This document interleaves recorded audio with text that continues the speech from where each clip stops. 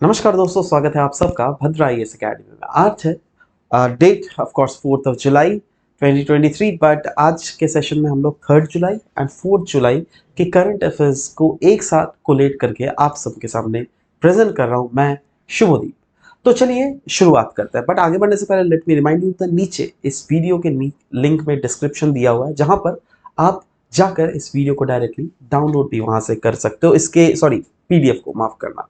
Okay चलो, सबसे पहला यहाँ पे आज का न्यूज देख लेते हैं। आज हम लोग डिस्कस करेंगे report on panchayat development index. क्यों ये न्यूज में था, सबसे पहले तो ये देख लेते हैं। क्योंकि union ministry of state for Panchayati Raj ने रिलीज किया है फाइनली ये report on Panchayati development index recently, इसीलिए हम लोग इसको पढ़ने वाला है। सो ये जो PDI that is Panchayati development index, ये है क्या? ये एक कंप्यूटेशनल स्कोर है। ध्यान दीजिएगा, मैं इसको अच्छे से समझते हैं तब और ऑटोमेटिकली चीजों को और भी अच्छे से समझेंगे। यह एक कंप्यूटेशनल स्कोर है which is based on what? Based on the indicators, जो क्या मेजर करती है इंडिया में पंचायत के प्रोग्रेस हो रहे हैं तो कैसे हो रहे हैं, राइट?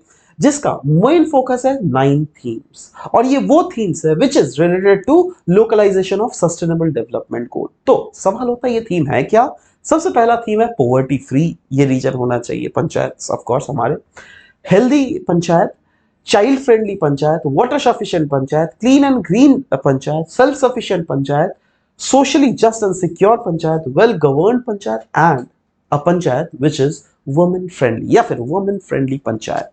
ना इसका मेन एम यही है दैट कैसे प्रोमोट किया जा सके आउटकम बेस्ड डेवलपमेंटल अप्रोच को, और इनकरेज किया जा सके एक हेल्दी कंपटीशन, और फैसिलिटेट ऑफ कोर्स किया जा सके एविडेंस बेस्ड प्लानिंग फॉर ग्राम पंचायत। इसकी अगर रैंकिंग की बात करें दोस्तों हम लोग, तो yes it is based on scores from 0 to 100, जिसमें कैटेगराइज्ड किया हुआ है into various sections. For example section A, इसमें वैसे स्टेट्स होंगे, वैसे रीजन्स होंगे जो को 75 to 90% कैटेगराइजेशन के बीच में आ रहा है, राइट? वैसे ही स्टेट बी में 60 to 75%, सी में 40 to 60% और डी में अंडर 40%। मिनिस्ट्री कौन सी इसको देख रही है? ऑफ कोर्स मिनिस्ट्री ऑफ पंचायती राज, इसमें तो कोई शक नहीं होना चाहिए, बट इसकी सिग्निफिकेंस हमको समझनी पड़ेगी। सिग्निफिकेंस क्या है? यस, इस रिपोर्ट के थ्रू कहीं ना कहीं हेल्प मिलेगी पॉलिसी मेकर्स को।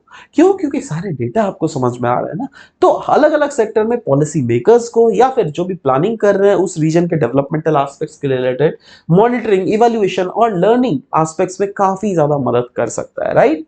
सो यस ऑफ कोर्स हम लोग अगर बात करें localization of sustainable development goals that is LSDGs, ये कहीं ना कहीं क्या है?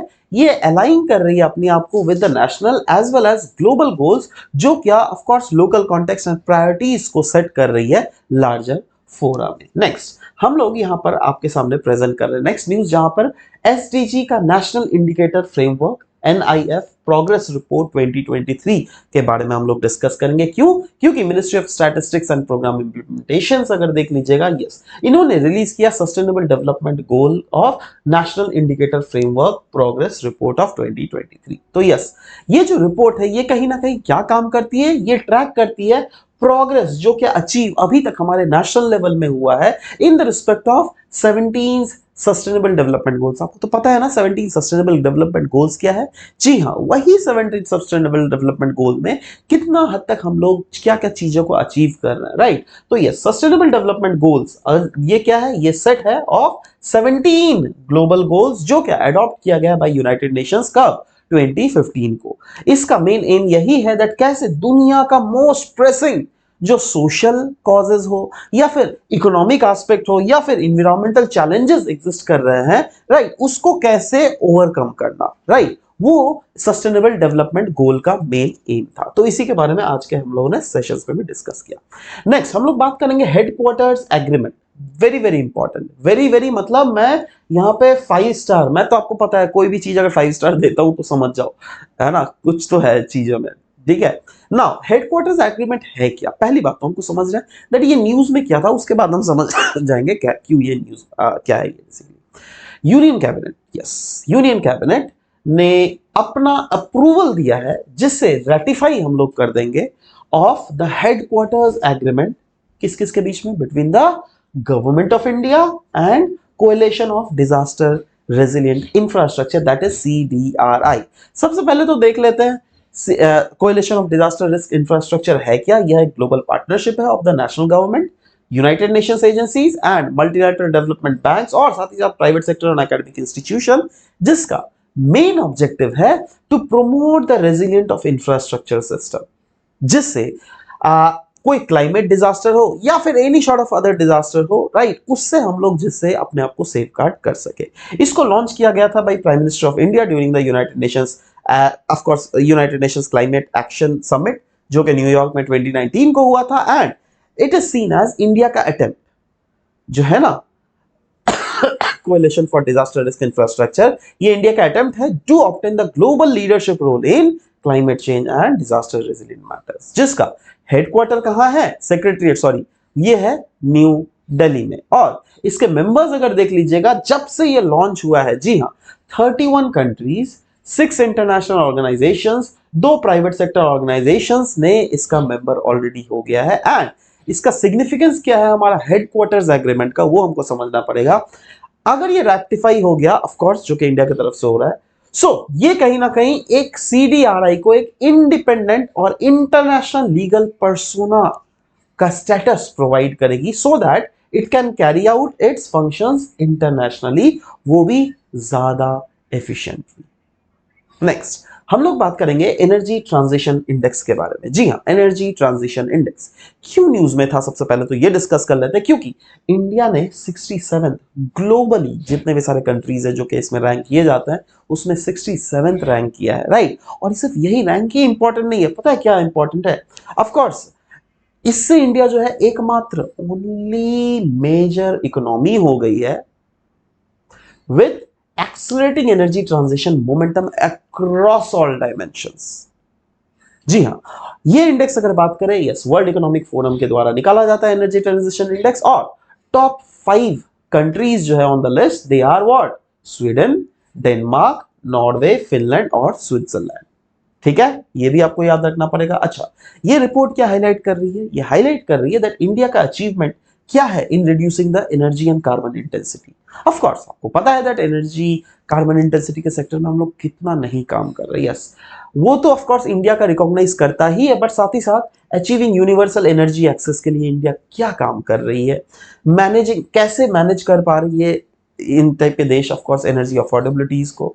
सिंगापुर जो देख लीजिएगा, सिंगापुर एकमात्र ओनली अदर मेजर इकोनॉमी है एक्सेप्ट इंडिया जिन्होंने ऑफ कोर्स मोमेंट शो किया in the towards the sustainability, towards the energy security and equity aspect, right. Next हम लोग बात करेंगे national sickle cell anaemia elimination mission के बारे में, जो क्या न्यूज में इसलिए था क्योंकि प्रधानमंत्री जी ने लॉन्च किया था इस national sickle cell elimination mission को, जिसका मेन एम था दैट कैसे सिकल सेल एनीमिया नाम का जो डिजीज है, इसको हम लोग ओवरऑल इंडिया से इरेडिकेट कर दे बाय द ईयर 2047। 2047 वो ईयर है जहां जब हम लोग सेलिब्रेट करेंगे 100 years of Indian independence, right. So इसके बारे में डिस्कस करें। देखो, मध्य प्रदेश अगर देख लो, हमारे देश में एक ऐसा स्टेट है, 2011 सेंसस के आधार पर मध्य प्रदेश में सबसे ज्यादा ट्राइबल पॉपुलेशन रहती है, सबसे ज्यादा ट्राइबल पॉपुलेशन मध्य प्रदेश में रहती है, राइट। एंड यस और यहां पर जो बर्डन है ना हमारा सिकल सेल एनीमिया डिजीज का सबसे ज्यादा है, ठीक है। तो सिकल सेल डिजीज ये एक जेनेटिक ब्लड डिजीज है जो कि अफेक्ट करती है whole life of an affected patient, पूरा लाइफ ही बर्बाद कर देती है ना। इनफैक्ट ये ज्यादा कॉमन है ट्राइबल पॉपुलेशन ऑफ इंडिया में, बट ऐसी बात बिल्कुल नहीं है दैट नॉन ट्राइबल्स में ये डिजीज नहीं हो सकती, बिल्कुल हो सकती है नॉन ट्राइबल्स में भी, right. And it not only causes anaemia, सिर्फ एनीमिया ही कॉज नहीं करता, बल्कि आपको पेन क्राइसिस भी इसके कारण हो सकता है, इसके कारण आपका ग्रोथ रिड्यूस भी हो सकता है। यही नहीं, ये अफेक्ट कर सकता है बहुत सारे आपका ऑर्गन्स, जैसे लंग्स ले लो, हार्ट ले लो, kidney, eye, bones, brain and what not. In fact national sickle cell anaemia elimination mission की अगर बात करें, यह एक ऐसा मिशन है जिसके तहत मेन एम यही रहेगा that all the sickle cell disease patients जितने भी सारे देश में है, राइट। पहले बात तो उनके प्रिवेलेंसेस को लो करना, मतलब कम से कम जिससे लोगों को सिकल सेल एनीमिया डिजीज हो। और इसके लिए अगर जो भी करना पड़ेगा देश करेगी। यस, कोऑर्डिनेटेड अप्रोच के तहत हम लोग इसका स्क्रीनिंग और इसके अवेयरनेस स्ट्रेटजीज को और भी बनाएंगे, क्योंकि हमारा विजन जो है बहुत बड़ा है विजन। और वो विजन क्या है, 2047 तक ओवरऑल एलिमिनेट ही कर देना है सिकल सेल एनीमिया डिजीज को हमारे देश से, राइट। नेक्स्ट हम लोग बात करेंगे महिला सम्मान सेविंग सर्टिफिकेट के बारे में। क्यों न्यूज में था, क्योंकि department of economic affairs under ministry of finance ने ऑथोराइज किया था पब्लिक सेक्टर बैंक को और एलिजिबल प्राइवेट सेक्टर बैंक्स को टू इंप्लीमेंट द महिला सम्मान सेविंग सर्टिफिकेट 2023। तो समझते हैं सबसे पहले तो ये महिला सम्मान सेविंग सर्टिफिकेट है क्या, राइट। यह सर्टिफिकेट जो है इसको इंट्रोड्यूस किया गया था, ऑफ कोर्स हमारे देश इस साल के बजट में, आपको पता होना चाहिए। एंड ये एक वन टाइम सेविंग स्कीम है जो क्या प्रोवाइड करता है financial security not only to girls but also the women's in India, इन सबको प्रोवाइड करता है ना। पर्पस क्या है, to provide the financial security to every girl and woman in India. दूसरा, eligibility, women can open their account for themselves और on the behalf of a minor girl child के नाम पर भी ये खोल सकते हैं। टेन्योर 2 साल का। अच्छा, कितना इंटरेस्ट रेट रहेगा, 7.5% per annum compounded quarterly. And trust me, this is big percentage of interest that is being given by them, right.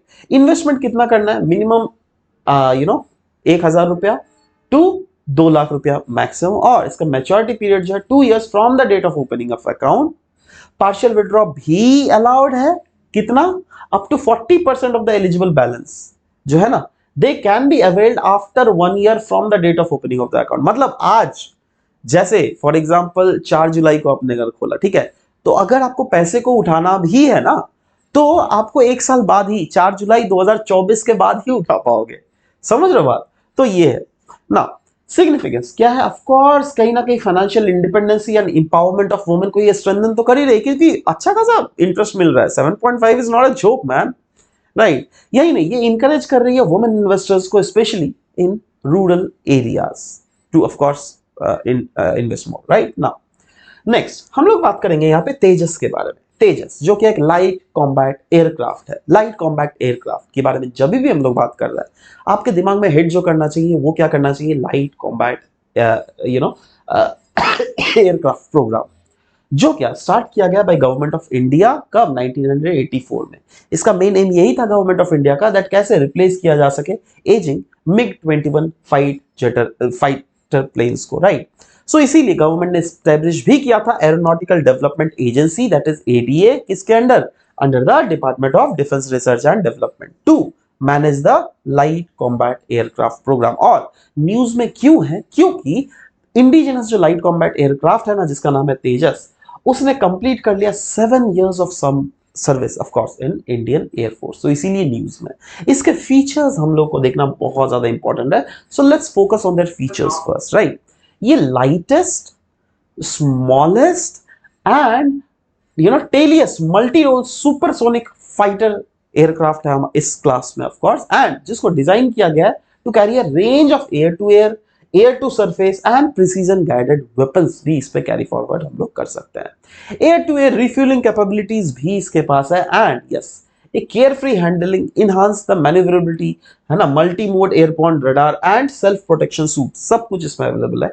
Maximum इसका पेलोड कैपेसिटी 4000 kg का है। एंड मैक्सिमम स्पीड अगर देख लीजिएगा 1.8 मैक का है।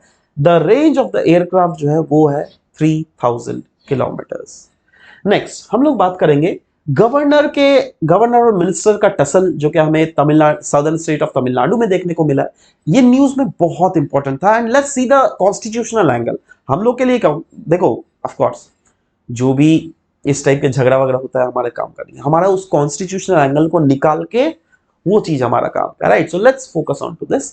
देखो क्या हुआ ना, दैट वहां के गवर्नर ऑफ तमिलनाडु ने, that is RN Ravi ji ने डिसमिस कर दिया था वहां के एक मिनिस्टर को। डिसमिस, देखो गवर्नर डिसमिस कर रहा है, अजीब टाइप को सुनने में नहीं लग रहा है, इतना पावर कहां से गवर्नमेंट हो गया यार। वो तो सिर्फ सिंपली कॉन्स्टिट्यूशनल, मतलब कहां से, लोगों ने तो उसको चुना नहीं है, इतना ज्यादा पावर कहां से आ गया, राइट। तो उसी चीज को हम लोग देख रहे हैं। So anyways, minister was facing, क्योंकि पहले बात तो वो क्यों किया, पहले वो डिस्कस कर रहा है, क्योंकि वो मिनिस्टर जो था ना, वो सीरियस क्रिमिनल प्रोसीडिंग्स फेस कर रहा था in a number of cases of corruption, and उसका अरेस्ट भी किया गया था by the ED earlier, and he was dismissed to the pretext that he will adversely impact the due process of law. इसलिए इसको डिसमिस किया गया जब गवर्नर बोल रहे थे that due process of law जिससे खत्म ना, मतलब कोई भी उसमें बाधा ना आए, और ऑफ कोर्स कॉन्स्टिट्यूशनल मशीनरी हमारे स्टेट में ब्रेक डाउन ना हो। बट बाद में उन्होंने अपने जो डिसीजन है उसको बाउंड बैक ले लिया था। क्यों?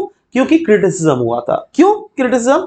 क्योंकि इतना पावर कहां से मिल गया एक गवर्नर को दैट कोई मिनिस्टर को डिसमिस कर दे, है ना। गवर्नर मिनिस्टर को डिसमिस नहीं कर सकता, राइट। इन्होंने क्या किया, इन्होंने सिंपल, देखो क्या है ना, दैट ये जो कोई भी रूलिंग पार्टी जो होती है ना, वो मेजॉरिटी के साथ आती है, ठीक है। और उस केस में without the recommendation of chief minister you can not eliminate that person from its service, क्योंकि ये पता है गलत एक प्रेसिडेंट सेट कर रहा है ना।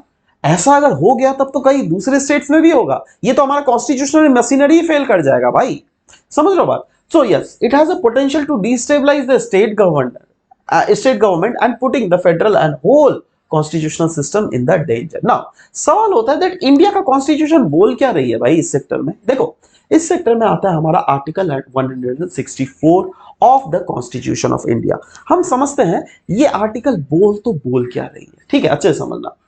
ये बोल रही है दैट सीएम जो है वो अपॉइंट किया जाता है बाय गवर्नर, हाँ, without the advice of anyone, and the individual ministers जो है वो किसके द्वारा अपॉइंट किए जाते हैं, by the governor, but only on the advice of chief minister.